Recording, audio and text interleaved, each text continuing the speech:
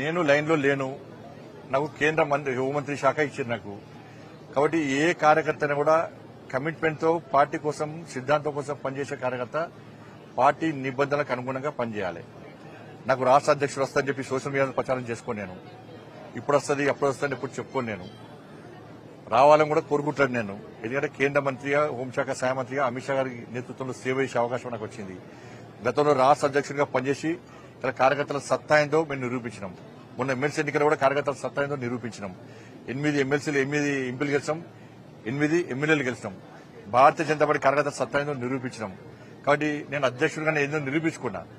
కాబట్టి నేను అందరి లెక్క ఏదో ఇప్పుడే వస్తుంది అప్పుడే వస్తుంది వచ్చింది నన్ను కలవండి అని చెప్పి చెప్పుకునే ప్రయత్నం మా పార్టీలో జరగదు. అది అటువంటి పద్ధతి మా పార్టీలో ఉండదు. పార్టీ నిర్ణయిస్తుంది. ఇంకొకటి చెప్తున్నా, సోషల్ మీడియాలో